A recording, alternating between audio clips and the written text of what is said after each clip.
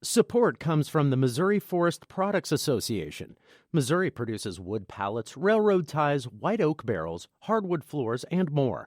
Details on the variety of products made in the state are at choosewood.com.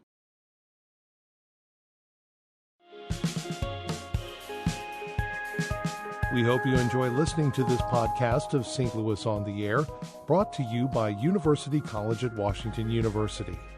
With undergraduate and graduate programs, part-time, evening, and online. University College at Washington University, offering world-class education within reach.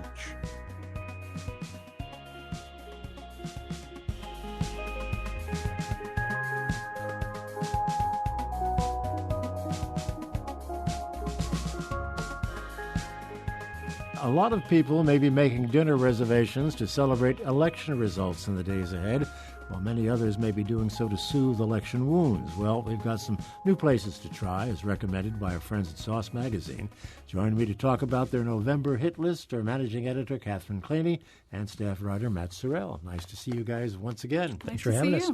As Thanksgiving approaches, a lot of thought goes to food these days, doesn't it? Absolutely. Well, let's get right to your list here. Matt, you're going to start us off with a lot of variety on the menu with this place. Absolutely. So this first place is called 5800, and it's named because it's on 5800 Southwest Avenue in the Southwest Garden neighborhood. This is the latest place from Mark Del Pietro and Brian Doherty, who own The Block. And as a lot of people know, The Block's Central West End location shuttered earlier this year, and so this is not another Block. This is actually a completely new concept from them. A little bit more vegetable forward. Both of their wives are vegetarian, and so they promised them that they would do less meat and more veg in this particular concept. So nice full bar, good beer list, and they have a lot of classic dishes. They go from anywhere from like a burger, grilled cheese, to kind of bigger entrees like grilled salmon, pork chops. They do some seafoods. They have a shrimp po' boy. They do a really nice Amish chicken as well, which is just really big, with a serving of mushroom leek bread pudding along with it. And so it's really nice neighborhood place. It's been a restaurant for years, on and off. It's nice corner space, very homey and very inviting. They really want to be part of the neighborhood and be a neighborhood destination. And once again, vegetarianism is certainly a growing phenomenon, isn't it? You can't really open a restaurant without taking the vegans and vegetarians into consideration. Catherine, what have you got? Sure. So the poke wave has crashed into yet another spot in St. Louis, Creve Coeur this time. For people who aren't familiar, poke is essentially a raw fish salad. It's Hawaiian traditionally. And in St. Louis, it's really sort of become a word that sort of encapsulates anything to do with raw fish bowls or burrito type things, so sort of a sushi thing as well. This one is in North Ballas in Creve Coeur, and this is another build your own spot, so very fast casual. You go in, you pick from your different proteins, including the raw fish, but also there's cooked options like cooked shrimp, cooked chicken, and tofu or mushrooms as well. And then you can put that, either wrap it up in sort of a large burrito size or a bed of sushi rice. And then there's lots of fresh vegetables. You can build your own, but we really like the menu options that they create for you. I don't know about you. I'm not very good at pairing my eel sauce with my raw fish. I'm not great at it. So the Kilauea Crunch we really liked. It's a crispy tempura shrimp with a dollop of spicy crab salad, avocado, that unagi sauce, and fried onion. There's also the Maui's Fury, if you like things a little hotter. That does have the raw ahi tuna and salmon, as well as jalapenos and a spicy mayo-based sauce. And then if you're going for that vegetarian, meat-free option, they have something called the Avoco Loco. I'm going to say that wrong. Basically, it's got avocado on it. There's sweet chili tofu, shiitake mushrooms, lots of great fresh avocado, pickled vegetables, edamame, and a nice ginger mayo sauce. So a nice meat-free option that still is very filling. And for those of us who have a sweet tooth, how about the Baked Bear? The Baked Bear. So this is essentially an ice cream sandwich chain. Their first location just opened on the Loop, and it's been, from what I hear, very popular with the WashU students down there. You build your own ice cream sandwich. They have about a dozen different ice cream flavors and fresh baked cookies. We actually liked the brownie option the best, because if you're going to go for it, just really go for it and make an ice cream sandwich with brownies. And admittedly, it kind of melts and is warm, and we put it in a cup and just ate it with a spoon. But we really like the brownie espresso bean ice cream. sandwich. So we did a coffee ice cream that they make there, as well as the brownies that they make there. And it was just a really great balance of sweet and a little bit savory from the coffee. And it was a really delicious dessert. Is this do-it-yourself a new trend? We're seeing it a lot more. I think people really like the customizable options, especially for these fast places like dessert chains or lunch chains or quick dinner chains. It's really nice to just be able to build your own and get out the door. But having menu options, if you just don't know what you want and can pick and they can make it, is also really nice too. Very, very interesting. How about the Thai Table? Well, Thai Table, it just recently opened in Maplewood. So it's near the Manchester-Sutton intersection. And they do a lot of kind of like the usual American Thai favorites, so things like pad ki mao and pad Thai, they have a very nice pad Thai there, by the way. But they also do some sort of exceptional specialty dishes as well. So they have a dish called a nam tok beef, which is really tender sliced beef, tossed with like a red onion and in a spicy lime-based dressing, and then has a little bit of lettuce and sticky rice alongside. And they also have a really nice dish called masman beef, which is sort of like a slow-cooked beef. It has a really rich, peanutty, coconut-based curry broth. You can really almost drink the broth all by itself, out of the bowl. It's really good. What is pad Thai? Pad Thai is a traditional Thai dish, and well, how would you say the best way to describe it? I always say like just stir fry. It's stir-fried noodles, stir-fried rice noodles with a bunch of different vegetables and a specific sauce that's sort of traditional to pad Thai. And then you can serve it with any kind of protein, so shrimp, chicken, beef, tofu. I've had it with tofu most recently. That's probably my favorite one. But it's sort of like I would say traditional Thai stir fry.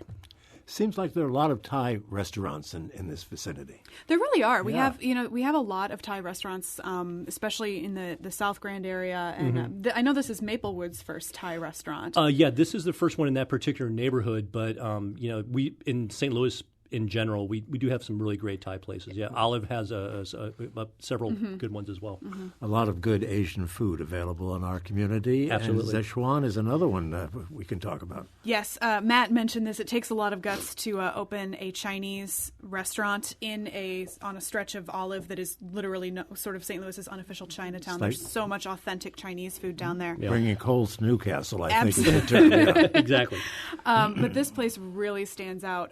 We've had a bunch of really good dishes there. One of the ones I really liked was there's a sautéed beef dish that they do that traditionally Szechuan peppercorns is what gives Szechuan cuisine that distinct flavor. And those peppercorns are known for being almost a little numbing on your tongue. They're very spicy, but almost a little tongue numbing. And that was the first time I've ever really experienced that with a Szechuan dish here in town. Yeah. That was a phenomenal dish. And the beef was so tender you could practically cut it with a spoon. Yeah, and they also have a lot of vegetarian dishes as well that are just as good as the meat dishes, since we were on the kind of the vegetarian subject earlier. They have a really great eggplant that has it's a garlic sauce. It's very simple but very delicious. They also have a really nice salted crispy tofu that's seasoned very nicely, and then they also have like a really nice potato dish. It's just julienne sautéed potatoes. Very simple, very direct, and accessible to anybody.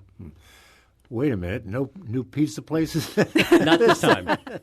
No pizza, no burgers. The world is coming to an end. I know we didn't mention burgers or pizza or beer once. Yep. Well, we do have an evolution, as always, in the food industry here in St. Louis, and there are comings and goings. What's happening this time? Sure. So there's some places we've heard about recently that we're pretty excited about. Roan Rum Bar, and I think Matt can tell us a little bit more about this one. It's from Hamilton Hospitality Group. Yeah, these are the same folks that are behind 1111 Mississippi, PW Pizza et al. And so this concept, it's also right next door to their PW Pizza building on Shoto. And so it's named after a famous wreck in the Caribbean that people dive on a lot called I believe it's the SS Rhone. I'm not sure if that's correct, but the ship is called the Rhone. So it's Roan Rum Bar, and it's a Caribbean-themed bar and restaurant. So they're going to be focusing on things that are popular in the British Virgin Islands and other Caribbean islands. They're going to have a large selection of rums, obviously, particularly Caribbean rums, some other cocktails, a good list of frozen drinks as well. And they hope to be open in about a week or two.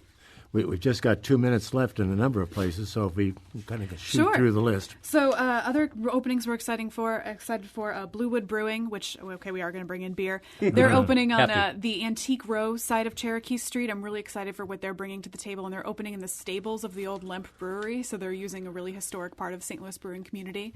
And then Egg is opening up a second location. This was one of our best new restaurants in 2016. They're opening a second location in Midtown, where they're going to be serving some of their great breakfast and lunch options, as well as possibly doing some dinner small plate options. And then Red Oak Biscuits, Matt, you talked to him recently. He's got a lot going on. Yeah, Red Oak Biscuits is actually moving to a new location on Cherokee Street, and then they're also going to be doing a couple of new concepts. They had originally said they were going to do a distillery. They scrapped those plans, and now they're going to be opening up a place called Fried, which is going to focus on a lot of fried food, obviously, and also a new place called Homestead. Cherokee Street continues to grow, doesn't Absolutely, it? It really yes. does. And the closings. In a minute or so, I see a very famous St. Louis restaurant named Kemo's. Kemo's, yes. So Kemo's is leaving the top of the Met, shockingly. They are leaving the top of the Met, and they are going to reopen as Kemo's Chop House in Westport Plaza. This is a ways off still. The current restaurant is going to serve its last meal January 31st, 2019, and the new restaurant is slated to open in Westport out in February. And Matt, you talked to Mark Cusimano, right? Yeah, I sure did. Basically, they're just kind of looking for a change, want to prop up the business, and he's very impressed with what's going on in Westport. Okay, well, time is winding down. We've got Cardwell's at the Plaza, Quincy Street Bistro, Parigi, is that the way it's been? Parigi and Element, all closing up, all shuttering. Yes. Okay, well, as I say, it's an evolutionary process. Catherine Claney and Matt Sorrell of Sauce Magazine, thank you so much for being with us. We'll see you again in a couple of weeks, I guess. Thank you. Thanks.